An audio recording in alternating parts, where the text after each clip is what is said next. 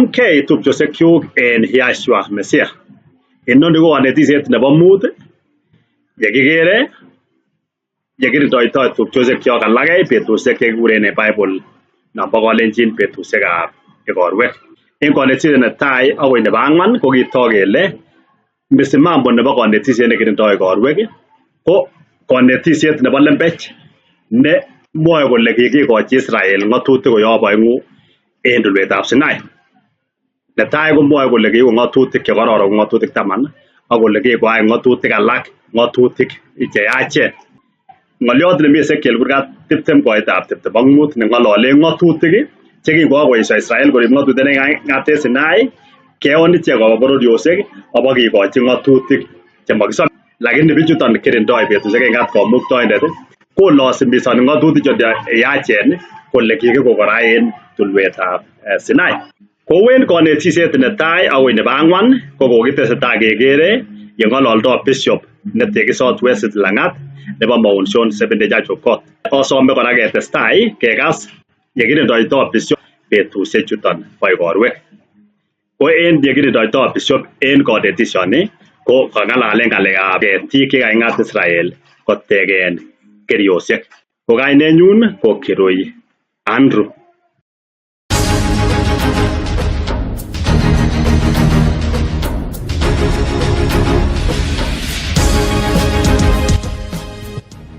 Kitestai Bishop anyun kokirinda igorto nebo keriosiek kole ki kerichek ko kiyoche ketechen ketik chenin. Ko konamgei ak noton komwoe Bishop kole ne?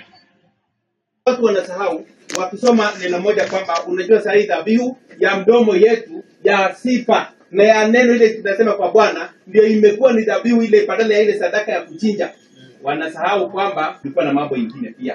8:13 katika kitabu cha Nehemia inasema Nehemia urasit koitab 13 mwoe kole en betut nebo oeng koyumgei kandoikab korikab kwanisiekab biik tugul, tisik ak lawik koyumchigei Ezra sirindet sikobit koipchi iit ng'alekab ng'atutik.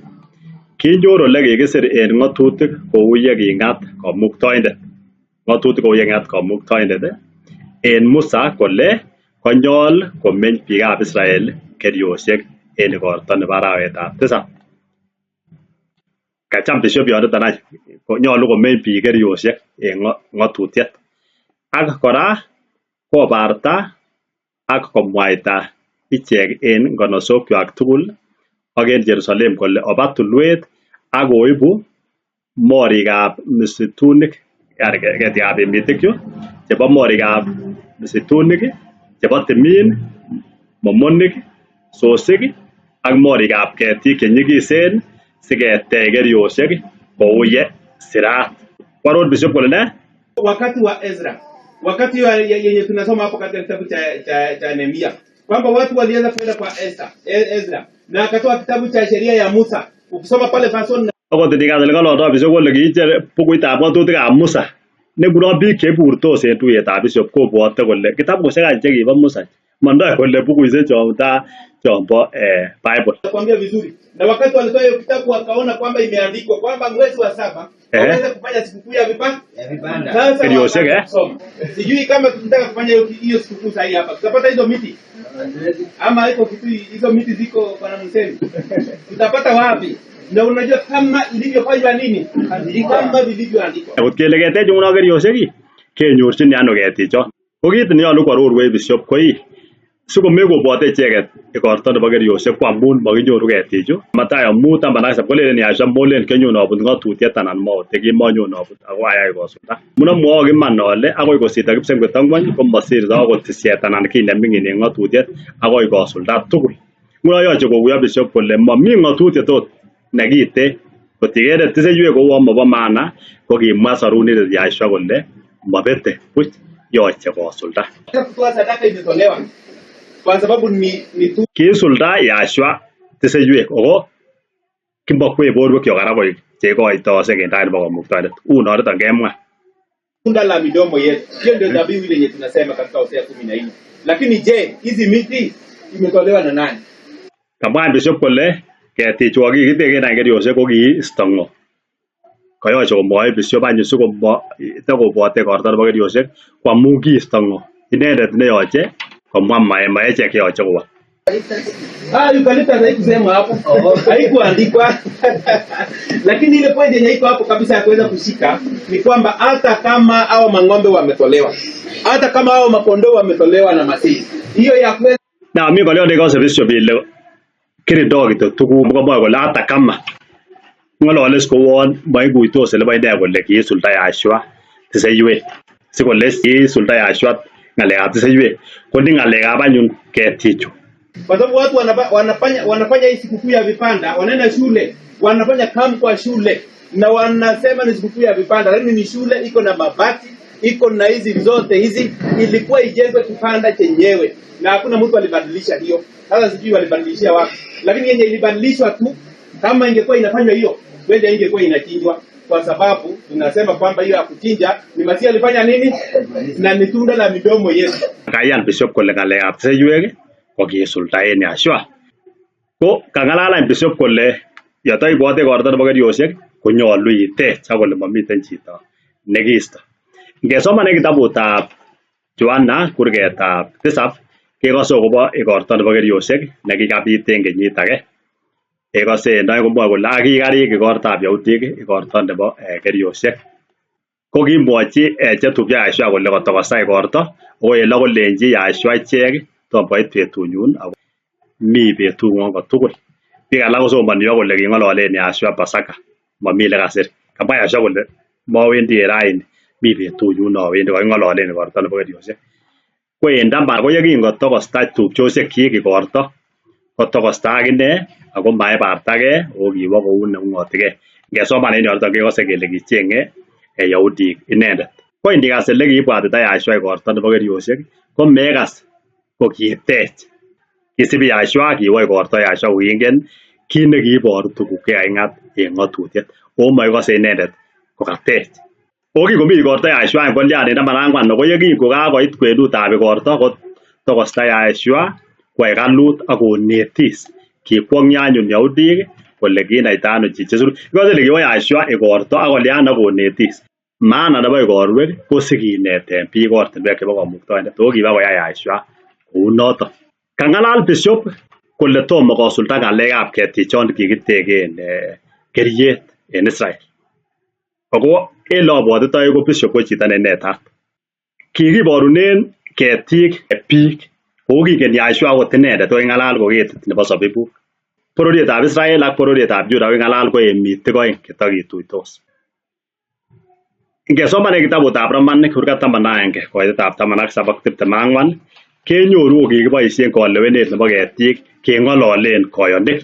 Mwoe kole ako ngo kikiri temenik alak ak inye neiyem titab timin kong'olole kole wild olive kot ko iketitab emitik nebo timin. Ko ndikas keton koboto chu kakitegen keriosiek.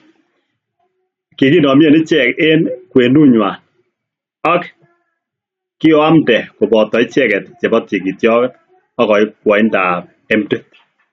En wakindo chekitupche ngeng'alal ketitab emitik nebo imbar ko bororietab Israel en kenyisiechu koyonik chebo Israel. Ko emtit nekibo timin ko biikab bororiosiek chekikotach logoiwek chemiach. Ele kisuldaita ng'alekab ketichon kikitegen keriet ko kinoniton. Keriet koboru oldab saet sikoboru en kitabutab Ezekiel 41 hekalut en Jerusalem. Ngeker en mauinotet ko kikakeon kap Jacob yani cheptab Sion kwa bororiosiek amun kingelelchi ng'oliotab Yashua ko kingobata kenyisiek 1260 komi kap Jacob ong'atet ko kiyaak ng'oliot neuni en kitabutab Ezekiel 41 koitetab 18.